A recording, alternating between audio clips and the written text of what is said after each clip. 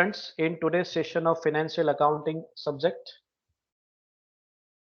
after successfully completing the chapter called joint venture accounts, now we are moving towards the second chapter, consignment accounts.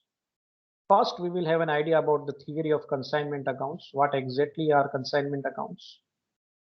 And slowly and gradually, after understanding the theory, the concepts, we will come towards the journal entry and the format, the specimen of the accounts, how many accounts are we are supposed to frame in this particular chapter, its specimen, its format that is, and then after we will start our journey of sums.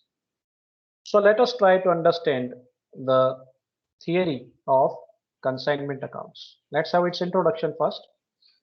Sales is the lifeblood of any business, and every business enterprise tries to increase its sales either in the country or globally.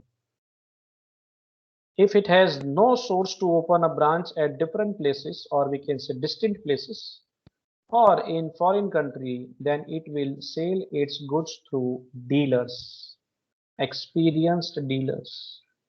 This method of selling of goods is called consignment.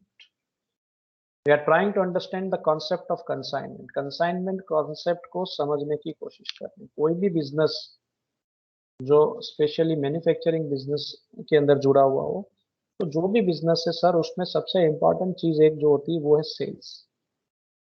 जो भी चीज आपने manufacturing की, manufacturing करके अगर godown में पड़ा रहेगा तो क्या चलेगा? नहीं सर, बिल्कुल नहीं चलेगा. उसका सेल्स करना जरूरी है. We are supposed to sell the goods which we have manufactured. जो भी हमने मैन्युफैक्चरिंग किया उसका सेल्स होना चाहिए, तो ही हमारा बिजनेस का जो रोटेशन होगा वो घूमेगा. The company will earn profit after selling the goods. अब सेल्स करने के अलग अलग तरीके होते हैं, ठीक है. अब एक ही कंपनी, मान लीजिए उसकी एक ही ब्रांच है पूरे भारत में, ठीक है, और उसे ज्यादा सेल्स करना है, तो वो कैसे करेगा? तो एक मेथड है कंसाइनमेंट का, how to increase the sales. तो ये एक मेथड है कंसाइनमेंट का जिससे हम सेल्स कर सकते हैं और हमारा सेल्स इंक्रीज भी हो सकता है. अगर कंपनी अलग अलग जगह पे अपनी ब्रांचेस नहीं खोल सकती है, फॉरेन कंट्रीज में नहीं खोल सकती है, ना ही भारत के अंदर दूसरी ब्रांचेस खोल सकती है, ऐसी सिचुएशन है, तो ये एक तरीका अपना सकती है. It can sell it's goods through experience dealers. Dealer की मदद से उनको गुड्स कंसाइन करके कंसाइनमेंट पे देकर वो चीजें सेल कर सकते हैं. It can sell the goods, the company can sell it's goods like this way also. So in short, the method of selling goods to the agent in a foreign country or in a distant place of the same country on commission and at the risk of the owner is termed as consignment. तो पहले तो ये consignment जो है एक method है, method of selling the goods. ये एक मेथड है, पहले तो ये आपको माइंड में रखना है. It's a method of selling the goods. माल किसे बेचना है, गुड्स किसे बेचना है सर? एजेंट को बेचना है, डायरेक्ट पार्टी को नहीं बेचना है, मिडल मैन को देना है, समझ लीजिए. एक्सपीरियंस्ड एजेंट, एक्सपीरियंस्ड डीलर को गुड्स देने. कहाँ देने? हो सकता है फॉरेन कंट्री में आप भेज रहे हो गुड्स को, एक्सपोर्ट कर रहे हो, या हो सकता है भारत में ही कहीं अलग अलग जगह पे डिस्टिंक्ट प्लेसेस. अब आपका बिजनेस गुजरात में है, आप चाहते हैं कि मेरे गुड्स केरला तक जाएं, मेरे गुड्स कश्मीर तक जाएं, तो वो भी पॉसिबल है, लेकिन आपने डीलर्स को संपर्क करना पड़ेगा. इस तरीके से you have to expand your network, ठीक है. तो फॉरेन कंट्री तक आपकी सेलिंग हो सकती है, distinct places of the same country यानी भारत में ही आपकी ये गुड्स की सेलिंग हो सकती है. कमीशन बेसिस पे होगी. कैसे होगी? कमीशन, जिसे आप दे रहे हो, जिस एजेंट को आप चीज बेचने के लिए दे रहे हो, उसे आपको कमीशन भी देना पड़ेगा ना, फ्री में थोड़ी ना बेचेगा वो. मान लीजिए आपने 5 लाख का माल दिया मिस्टर एक्स नाम के एजेंट को, उस पर आप कह रहे हैं कि मैं आप ये माल बेचिए, आपको 20% दूंगा. तो 5 लाख का माल जब वो बेचेगा तो उसे 1 लाख मिलेगा कि नहीं मिलेगा? इस तरीके से होगा कंसाइनमेंट का काम. रिस्क किसका? माल जिसका उसका रिस्क. ओनरशिप किसकी है? ओनर की है. ओनर यानी यहाँ होगा कंसाइनर, तो रिस्क भी कंसाइनर का होगा. अब हम समझने की कोशिश करते हैं कंसाइनमेंट का एग्जैक्ट मीनिंग क्या है. वैसे तो हमने समझ लिया इंट्रोडक्शन में, लेकिन फिर भी एक बार देख लेते हैं, डेफिनेशन के तौर पे देख लेते हैं. ऐसा हो तो consignment is a specific commercial agreement. एक कॉन्ट्रैक्ट है, एक मेथड है, एक एग्रीमेंट है, यूं समझ लीजिए. in which the manufacturer or wholesaler at his own risk sends goods to for selling outstation to consign, for which consign is entitled to receive commission at a fixed rate. तो ये तो पहले तो एक एग्रीमेंट है, agreement दो व्यक्तियों के बीच में, एक जो ओनर होता है, ओनर को कहते हैं कंसाइनर, और जिस बंदे को गुड्स दिए जा रहे हैं, the person to home the goods are delivered, जो एजेंट जिसे हम कहते हैं वो है consign. Owner of the goods को कंसाइनर कहते हैं, और जो आपके लिए सेल्स करने का काम करने वाला है, जो एजेंट है, उसे कंसाइनर कहते हैं। उसे क्या मिलने वाला है? कमीशन मिलने वाला है। जो ओनर होगा, जो होलसेलर होगा, जो मैन्युफैक्चरर होगा, इन दोनों के बीच में एग्रीमेंट होगी। कंसाइनर को क्या करना है sir? He will send the goods at his own risk. Risk consignor का है, रिस्क कंसाइनर का है, वो चीजें देगा, किसे देगा? कंसाइनर को, कि भाई मैं भेज रहा हूँ 5 लाख का माल, आपको बेचना है, you have to sell it. इस तरीके से एग्रीमेंट होता है। कंसाइनर कहता है डन, लेकिन मैं फ्री में थोड़ी ना बेचूंगा, कमीशन चाहिए। तो हाँ भाई, आप बताइए कितना कमीशन लेंगे, तो कमीशन के बेसिस पे इस तरीके से कॉन्ट्रैक्ट हो सकता है। फिक्स रेट ऑफ कमीशन पहले से डिसाइड किया होगा। The relation between the consignor and the consignee is same as the relation of the principal and the agent. मालिक और एजेंट के बीच में जो रिलेशन होता है, वैसा रिलेशन ओनर एंड एजेंट, ऐसा रिलेशन ही समझ लीजिए। इट्स एन एजेंसी कॉन्ट्रैक्ट, एक तरीके से ये एजेंसी कॉन्ट्रैक्ट माना जाता है, जिसमें कंसाइनर जो है वो ओनर है, कंसाइनर जो है वो ओनर है यानी कि प्रिंसिपल है, और कंसाइनी जो है वो एजेंट है, डीलर है, वो समझ लीजिए, to sell the goods. Consignor is principal whereas the consignee is an agent. अब यहाँ जो टर्म्स हमने देखे अभी, कंसाइनर कौन है, कंसाइनी कौन है, वो थोड़ा शॉर्ट में समझ लेते हैं। कंसाइनमेंट के अंदर there are two parties in case of consignment, one is consignor and another is consignor. तो ये दो पार्टीज समझना जरूरी है, क्योंकि इनके ही अकाउंट्स आप बनाने वाले हैं। कंसाइनर कौन है? शॉर्ट में ओनर याद रखिए, मैन्युफैक्चरर, होलसेलर, जिसका माल है वो, the person who is the owner of the goods, ऐसे भी याद रख सकते हैं। टेक्निकली देख लेते हैं, द मैन्युफैक्चरर और ट्रेडर और wholesaler who sends goods for the sale is known as consignor. जो बंदा मैन्युफैक्चरिंग करता है गुड्स का और दूसरे व्यक्ति को देगा फॉर सेलिंग द गुड्स, उसे कहेंगे ओनर यानी कि consignor in case of consignment. दूसरा बंदा है, दूसरा जो the other party is consignee, the person who receives goods for sale is known as a consignee. ठीक है, जिस व्यक्ति को गुड्स दिए जा रहे हैं बेचने के लिए, वो बंदा है, वो पर्सन है कंसाइनी। इसका काम है माल बेचना, he is suppose to sell the goods. और कंसाइनर का काम क्या है? To provide the delivery of the goods, to send the goods. ये माल देगा और ये माल बेचेगा, इस तरीके से होगा कंसाइनमेंट का व्यवहार। The transaction between consignor and consignee is known as consignment transactions. इन दोनों के बीच में जो transactions हो रहे हैं, जो व्यवहार हो रहे हैं, वो कैसे हैं? Consignment transactions है। The reward to consignee is known as consignment commission. Consignee को जो मिलने वाला है इस काम के लिए, वो जो चीज बेचने वाला है, फ्री में नहीं बेचेगा, उसे मिलना चाहिए रिवॉर्ड, उसके काम का उसे पुरस्कार मिलना चाहिए, रेम्युनरेशन मिलना चाहिए, टेक्निकली कहेंगे उसे कमीशन मिलना चाहिए, कंसाइनमेंट कमीशन उसे मिलेगा। प्रोसेस क्या होती है? What is the process of consignment? Consignment का ओवरऑल काम होता कैसे? Consignor sends goods for sale along with proforma invoice. Consignor का सबसे पहला काम ही होगा, कंसाइनर जो है वो चीज भेजेगा, he is suppose to send the goods to the consignee for sale along with proforma invoice. एक इनवॉइस यानी ये वो सेल में जो इनवॉइस हमें देते हैं ना, वैसा इनवॉइस नहीं होगा, ये प्रोफॉर्मा इनवॉइस होगा। प्रोफॉर्मा इनवॉइस क्या होता है? What is proforma invoice? तो ये वैसा इनवॉइस होता है जिसके अंदर डिटेल दी गई होती है कि कितने नंबर ऑफ गुड्स आपको भेजे जा रहे हैं, कितना आपको गुड्स कंसाइनमेंट में दिया जा रहा है, इसकी डिटेलिंग की हुई होगी। नंबर ऑफ गुड्स कितने होंगे, इसकी डिटेलिंग आपको प्रोफॉर्मा इनवॉइस के अंदर दी जाती है।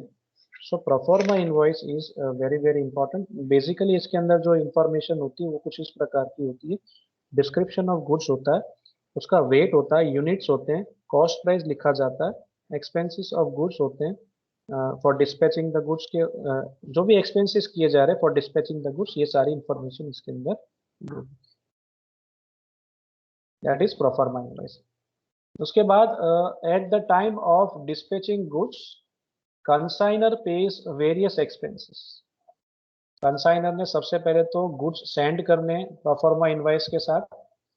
Eight the time of dispatching goods consignor pays various expenses, for example labour, freight, carriage outward, transportation expenses, packing, insurance are debited. ये सारे खर्चे जो है जो कंसाइनर कर रहा है while selling the goods to the consign, ये सारे खर्चे कंसाइनर कर रहा है, तो कंसाइनमेंट अकाउंट में हम इन सारे खर्चों को डेबिट करेंगे। It will be debited to consignment account.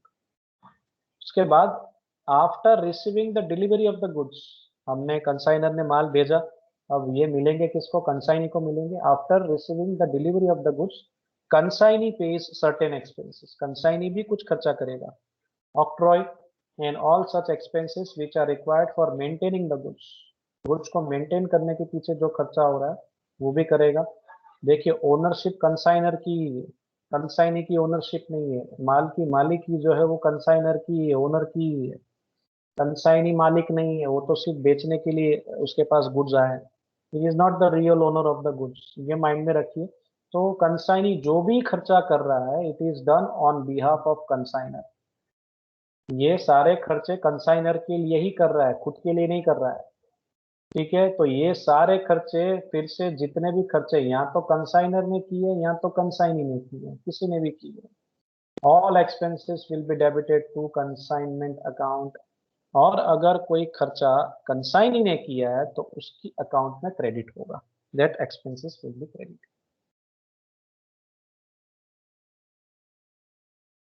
अब जो कंसाइनी खर्चा कर रहा है वो दो स्वरूप में होता है, एक होता है नॉन रिकरिंग एक्सपेंस और दूसरा होता है रिकरिंग एक्सपेंसेस।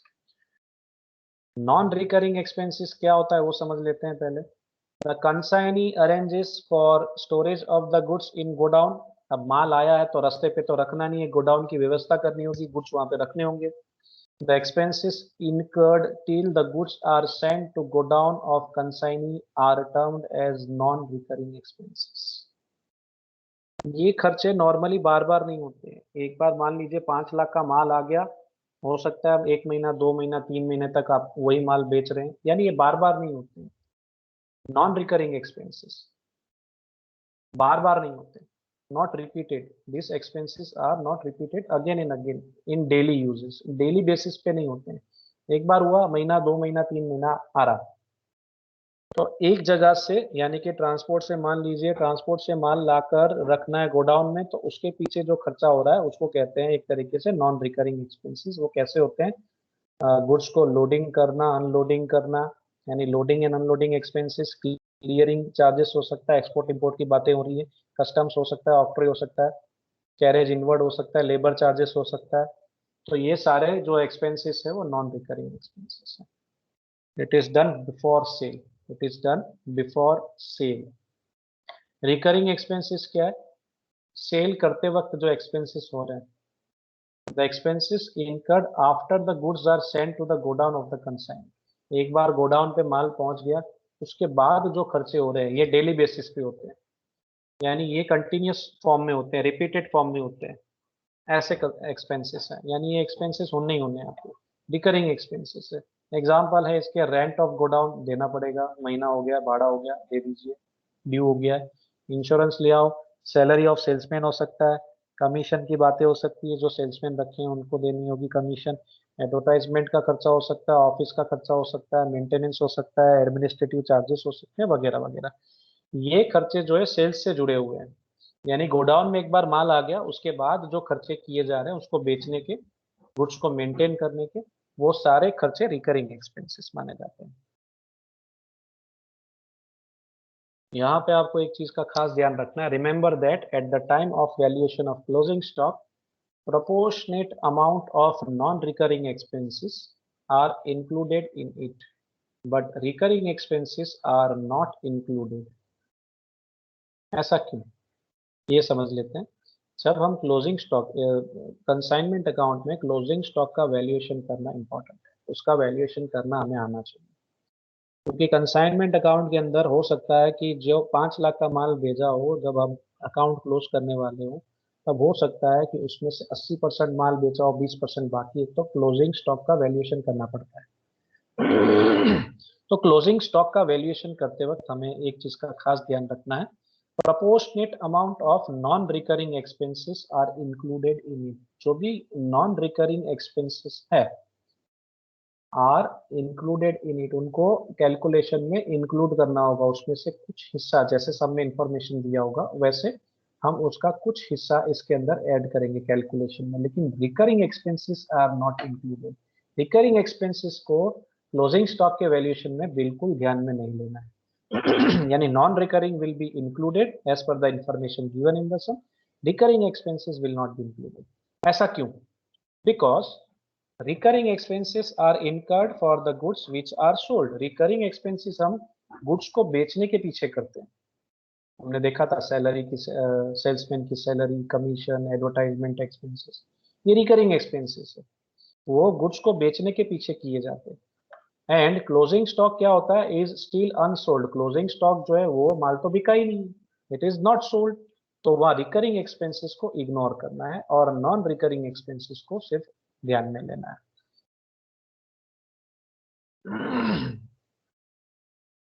आगे, इफ कंसाइनर इज, अभी हम प्रोसेस में ही है, प्रोसेस ऑफ कंसाइनमेंट, कैसे कंसाइनमेंट का ओवरऑल प्रोसेस होता है। If consignor is in need of money as per the agreement of the consignment, he writes bills and consignee accepts the same. अब कभी कभी ऐसा होता है कि आपने माल तो भेज दिया, तो पेमेंट 3 महीने बाद मिलने वाली है, या हो सकता है जैसे ही कंसाइनी पूरा माल बेचते फिर वो हिसाब देगा, अकाउंट सेल्स देगा हमें, ठीक है, पूरा हिसाब देगा हमें। अब मान लीजिए बीच में कंसाइनर को पैसे की जरूरत पड़ी, तो वो क्या कर सकता है? He can draw a bill, he can write a bill and consignee accepts the same. 3 महीने 4 महीने लग जाएंगे वो पेमेंट को आते आते, और 1 महीने में अगर कंसाइनर को पैसे की जरूरत पड़े तो उसे किसी पार्टी को पे करना हो, तो वो क्या कर सकता है? एक बिल ड्रॉ कर सकता है और कंसाइनी इसका एक्सेप्टेंस कर सकती है, यानी 3 महीने का जो पेमेंट होने वाला था 1 महीने में मिल सकता है। Then consignor discounts the bill and the discount amount is debited to consignment account। यानी फ्री में काम होगा नहीं, आप 3 महीने का जो पैसा लेना था वो आप 1 महीने में मांग रहे हैं, तो उसके पीछे आपको चार्ज लग जाएगा, यानी वो चार्ज को माना जाता है यहाँ पे discount. And the bills are discounted, तो वो जो खर्चा होगा वो किसके ऊपर जाएगा? कंसाइनर को पैसे की जरूरत है, तो वो खर्चा कौन भुगतेगा सर? कंसाइनर भुगतेगा। जो भी बिल्स डिस्काउंट किए गए, तो डिस्काउंट की जो रकम है वो कंसाइनमेंट अकाउंट में डेबिट की जाएगी, यानी एक तरीके से चार्ज लग गया है, उसे कंसाइनमेंट एक्सपेंस माना जाता है, एक तरीके से हम समझ लीजिए। कंसाइनी क्या करेगा? Consignee sends the particulars relating to sale and various expenses incurred for consignment which is known as account sale. Consignor जब गुड्स बेचता है तब वो प्रोफॉर्मा इनवॉइस बेचता है, जिसमें गुड्स की सारी डिटेल होती है। वैसे ही अंत में कंसाइनमेंट कंसाइनमेंट के अंत में जब सारा माल बिक जाता है, तब कंसाइनी हिसाब देता है कि भाई आपने जो मुझे 5 लाख का माल दिया था उसका हिसाब भेज रहा हूँ, मीन्स मैं अकाउंट सेल्स भेज रहा हूँ।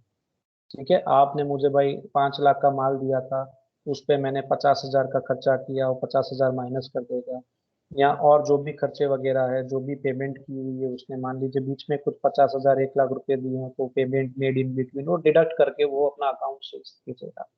तो इस तरीके से होती है कंसाइनमेंट की ओवरऑल प्रोसेस, कंसाइन और कंसाइन